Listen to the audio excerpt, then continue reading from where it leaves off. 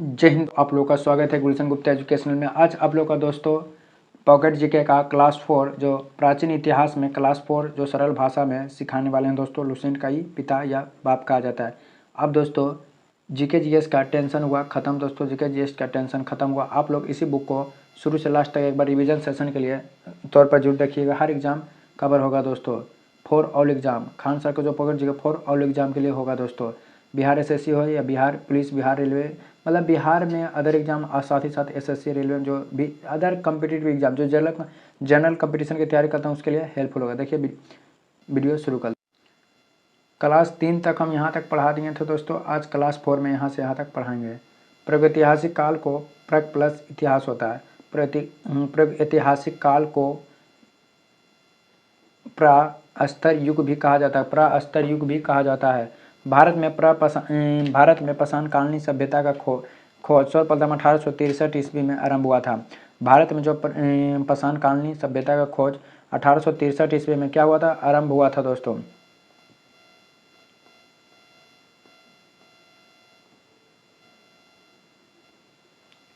जबकि भारतीय पुरातात्विक सर्वेक्षण विभाग का विद्वान रॉबर्ट ब्रूसफुट ने पल्लव बरम से पूर्व पाषाणकालीन उपकरण पत्थर की हाथ के कुल्हाड़ी प्राप्त हुई।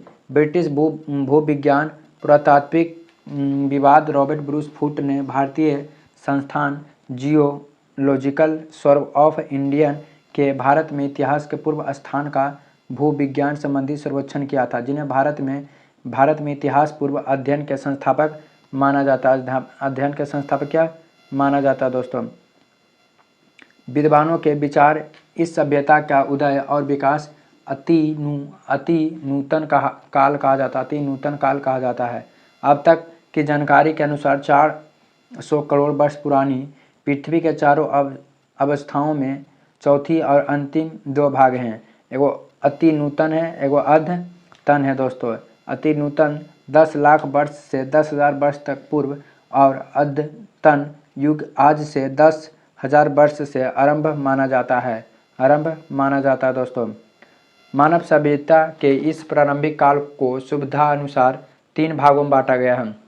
एगो पूरा पाषाण काल जो 5 लाख ईसा पूर्व से 50,000 ईसा पूर्व अखेटक के खाद्य संग्रह का था। मध्य पाषाण काल 10,000 से 700 तक और नव पाषाण काल उत्तर पाषाण काल जो 9,000 ईस्वी से 7,000 से 2,500 ईसा पूर्व तक माना जाता है। पूरा पाषाण काल किसे कहते हैं? प्रागैतिहासिक काल के समय 5 लाख से 2,500 ईसा पूर्व तक माना जाता है। भारत में पुरापाषाण युग सभ्यता का विकास फ्लई अस्टोसिन या हिम युग से हुआ है। पुरापाषाण के मानव के जीवक का मुख्य आधार क्या था दोस्तों? अकेट शिकार था दोस्तों। क्या था? शिकार था। और शिकार के इस काल में आदि मानव के मनोरंजन था दोस्तों। शिकार करना पुरापाषाण काल में मानव के लिए क्या था? मनोरंजन था। इसका प्रमाण कुल्हाड़ी, बिद्राइन और गांडसा का उपयोग अवशेष पंजाब के सोहन नदी घाटी से मिलती है। उत्तर प्रदेश के बेलन घाटी या राजस्थान के डिडवाहन तथा नर्मदा नदी घाटी की प्राप्ति होती है। भीमबेटका मध्य प्रदेश की गुफा तत्कालीन मनुष्य की आवास के अवशेष से मिला है, लेकिन तत्कालीन मानव अखेटका का जीवन जीता था जो स्थानीय निवास का अभाव था। या शिकार के द्वारा जानवरों को मांस और फल सब्जियों का मूल जीवन व्यतीत करते थे। मतलब पुरापाषाण काल में मानव किस पर जीवित थे? मतलब जानवरों को मारने पर, सूख सब्जी या फूल पर, इसे खाने पर।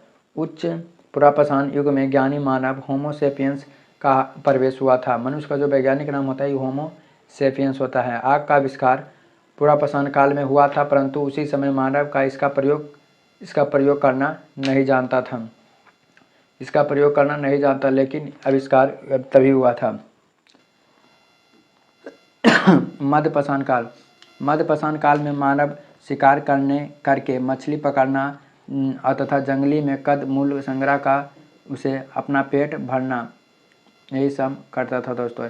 इस युग का उपकरण छोटे होते थे, इसीलिए इन्हें माइक्रोलिथ कहा जाता है। उन्हें क्या कहते थे? माइक्रोलिथ कहा जाता है। मध्य प्रदेश में आदमगढ़ और राजस्थान के बगोत से पशुपालन के सबसे पुराने साक्ष्य मिलते हैं। सभ्यता पहला मानव अस्थि पंजर मध्य पाषाण से ही मिला है। उत्तर प्रदेश के सारिये नहर से महदाह नामक स्थान से मिला है दोस्तों। नवपाषाण काल। मानव में अस्थायी निवास की प्रवृत्ति नवपाषाण काल से हुई है तथा सबसे पहले कुत्ते को पालतू बनाया दोस्तों नवपाषाण काल में। नवपाषाण काल प्राचीन बस्ती पाकिस्तान में स्थित बलूचिस्तान के मेहरगढ़ में हुई है। मेहरगढ़ में कृषि के प्राचीनतम साक्ष्य मिला है। यहाँ के लोग गेहूँ, जौ और रुई उपजाते थे। इलाहाबाद के पास कोलडेवा से चावल उगाने के साक्ष्य मिला था। नवपाषाण युग में लोगों सबसे पुराने कृषि समुदाय के थे। वे मिट्टी और सरकंड के बने गोलाकार आयताकार घरों में रहते थे या कृषि के आंतरिक पशुपालन भी करते थे। वे गाय बैल बकरी पालते थे। इस युग के पॉलिशदार पाषाण उपकरणों का प्रयोग करते थे। विशेष रूप से पत्थरों की कुल्हाड़ी का प्रयोग करते थे। इसके अतिरिक्त सूक्ष्म पाषाण फलकों का प्रयोग भी करते थे दोस्तों।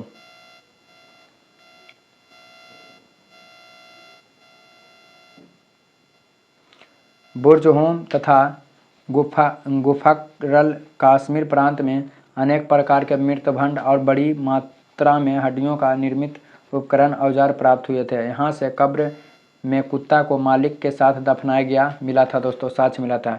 यहाँ सर्वप्रथम आग का प्रचलन हुआ और नवपाषाण काल में सर्वप्रथम पहिया का प्रयोग हुआ दोस्तों। इसके बाद पहिया का भी प्रयोग हुआ। ताम्रपाषाण काल दोस्तों। ताम्रपाषाण काल को चालकोलिथ भी कहा जाता है। ताम्रपाषाण कालीन लोग मुख्यतः ग्रामीण समुदाय के थे और देश के ऐसे भागों फैले थे जहाँ पहाड़ी जमीन और नदियों थी दोस्तों।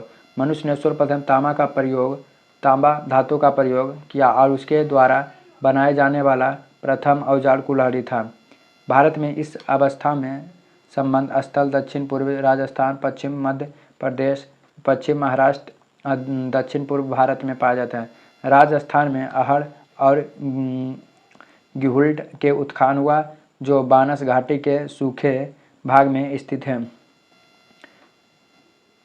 इनाम गांव ताम्रपाषाण युग का एक बड़ा बस्ती थी। यहाँ बस्ती किलाबंद है और खाई से गिरी हुई है जिसका संबंध कांजोरबो संस्कृत से है दोस्तों, कांजोरबो संस्कृत से है।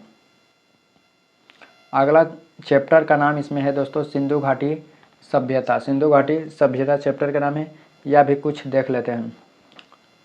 सिंधु घाटी सभ्यता विश्व के सबसे प्राचीनतम सभ्यता में से एक है। साधारणता से इसे सिंधु घाटी का सभ्यता या हड़प्पा सभ्यता के नाम से जाना जाता है। यह विश्व की सबसे बड़ी सभ्यता है। सिंधु सभ्यता आद्य ऐतिहासिक एवं हड़प्पा सभ्यता कांस्य युग सभ्यता कहा जाता है। मतलब पूछेगा सिंधु सभ्यता को आद्य ऐतिहासिक सभ्यता कहा जाता है और हड़प्पा सभ्यता कांस्य युग सभ्यता कहा जाता है। सरगोन अभिलेख में सिंधु सभ्यता को मेलुहु कहा जाता है। मेलुहु नाविक का देश है। मेलुहु क्या है? नाविक का देश है। मेलुहु हज पक्षी के लिए प्रसिद्ध है।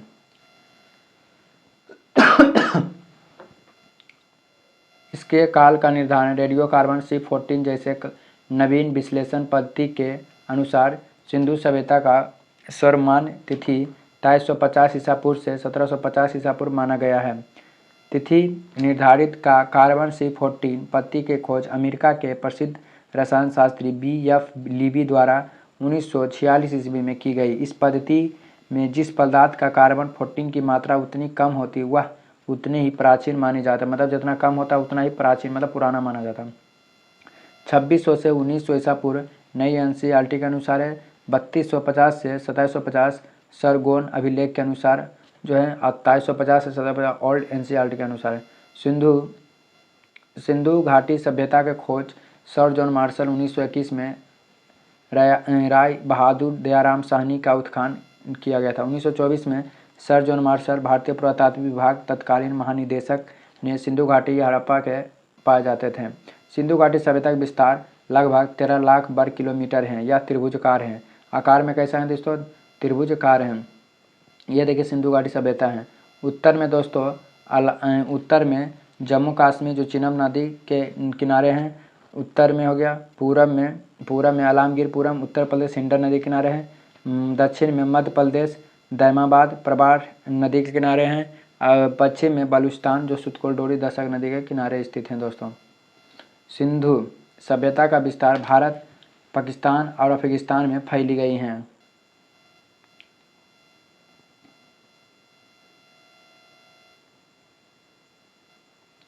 नवीनतम आंकड़ा के अनुसार सभ्यता 400 से 500 वर्ष तक विद्यमान रही है तथा 2200 से 2000 ईस्वी तक मध्य अपने परिपक्व अवस्था में रहा है। इस सभ्यता का परिपक्व 6 बड़े नगर हैं: मोहनजोदड़ो, हड़प्पा, गढ़वाड़ीवाला, धोलावीर, रखीगढ़ी और कलिबंगा। इस सभ्यता के अब तक 350 से अधिक स्थल प्रकाश में आ चुके हैं। इसके अधिकांश स्थल गुजरात में हैं। अधिकांश स्थल कहाँ? गुजरात में है। सिंधु सभ्यता का हड़प्पा का सर्वप्रथम उत्खनन 1921 ईस्वी में सिंधु इस सभ्यता का हड़प्पा सभ्यता के नाम से भी जाना जाता है। हड़प्पे के टीला को सर्वप्रथम जानकारी 1826 में चार्ल्स मेसन ने दिया था। हड़प्पा सभ्यता के 2 टीले प्राप्त हुए हैं, जिसमें पूरब टीला आवासीय थे टीला और पश्चिमी टीला दुर्गीकृत टीला था, जो ऊंचे टीले पर स्थित हैं। हड़प्पा से स्वास्तिक का निशान मिला। इस काल में देवताओं की मूर्ति प्राप्त हुई, लेकिन मंदिर बनना आरंभ नहीं हुई थी। यहाँ पर 6 बाई 6 2 पंक्ति के कुल 12 अन्नागार मिले, जिसका कुल क्षेत्रफल 2745 वर्ग किलोमीटर से अधिक है। यहाँ से स्त्री के गर्भ से निकला हुआ पौधा मिला, जिसे उर्वरता के देवी माना गया है। सिंधु घाटी सभ्यता का सबसे बड़ा स्थल मोहनजोदड़ो, भारत का सबसे बड़ा स्थल राखीगढ़ी है। मोहनजोदड़ो का शाब्दिक अर्थ क्या होता है? मृतकों का टीला होता है। इसके उत्खननकर्ता सर्वप्रथम 1922 में लखनदास बनर्जी हैं। यह सिंधु के बाग या नखलिस्तान के नाम से जाना जाता है। यह वृषण युक्त मुद्रा प्राप्त हुई थी। स्नानगार में सर्वप्रथम ग्रीक पुष्क और जिप्सम का प्रयोग किया जाता है। मोहनजोदड़ो का सबसे बड़ा खोज विशाल स्नानगार है, जो आयताकार जलाशय हैं, जो 11.8 लंबा, 7.01 मीटर चौड़ा, 2.43 मीटर गहरा। यह विशाल स्नानगार धर्मानुष्ठान संबंधित स्नान के लिए था, जो मार्शल ने इसी तत्कालीन विश्व का एक आश्चर्यजनक निर्माण कहा है। इसके उत्तर से दक्षिण में सीढ़ी बनी थी। इसके उत्तर से दिशा में कपड़े बदलने के लिए 6 कक्ष थे। यह नृतिका की मूर्ति मिली, जो कांस्य धातु की बनी हुई है। यह नग्न अवस्था में इसके एक हाथ में चूड़ी पहन रखी है। सिंधु सभ्यता के लोग को लिपि का ज्ञान था। इनकी लिपि का भाव चित्रात्मक लिपि थी। यह दाईं से बाईं ओर लिखी जाती है। इसे गोमूत्र क्षर लिपि कहा जाता है। इसमें 375 से 400 भाव मिलते हैं। इसे अब तक नहीं पढ़ा गया है। सिंधु घाटी सभ्यता विश्व के प्रथम नगरीय सभ्यता है, जिसके शहर ग्रिड प्रणाली पर बसे हुए थे और सड़कें एक दूसरे के समकोण पर काटते हैं। सिंधु घाटी में घरों के दरवाजे मुख्य मार्ग पर नहीं खुलकर पिछवाड़े की ओर खुलते थे। केवल लोथल नगर के घरों के दरवाजे मुख्य सड़क की ओर खुलते थे। हड़प्पा और मोहनजोदड़ो अन्य प्रमुख नगर पक्की ईंटों का पूर्णतः बने थे, जबकि कलिबंगा और रंगपुरा कच्चे ईंटों के बने थे। इतिहासकार पिगट ने हड़प्पा और मोहनजोदड़ो सिंधु घाटी सभ्यता का जुड़वां राजधानी कहा है। सिंधु सभ्यता मृत सत्तात्मक संयुक्त परिवार के थे, क्योंकि बड़ी मात्रा में मृत देवियों की मूर्ति मिलती थी। मोहनजोदड़ो से एक मुहर मिलती है, जिसे आद्य शिव 3 मुख वाले देवता का चित्र मिलता है। सर जॉन मार्शल ने इन्हें पशुपति नाथ कहा गया। लोथल नगर के उत्खननकर्ता SR राव मतलब रंगनाथ राव यहाँ के व्यापारिक नगर था। यहाँ से गोदावरी मिलता है, जो सिंधु घाटी सभ्यता की सबसे बड़ी कीर्ति है। सागर तट पर स्थित लोथल नगर पश्चिम एशिया से व्यापार का प्रमुख बंदरगाह था। चावल की भूसी के साक्ष्य रंगपुर या लोथल से मिली हैं। चंदूहोदड़ो का उत्खनन 1935 से मैक ने किया था तथा इसकी सर्वप्रथम खोज 1931 में MG मजूमदार ने। यह एक औद्योगिक नगर है। यहाँ के मणिक, सीप और अस्थि मुद्रा बनाने के प्रमुख केंद्र थे। अगला दोस्तों यहाँ से वीडियो अगला बार आएगा। वीडियो अच्छा लगे तो चैनल को सब्सक्राइब, वीडियो को शेयर। आप लोग का दिन शुभ हो।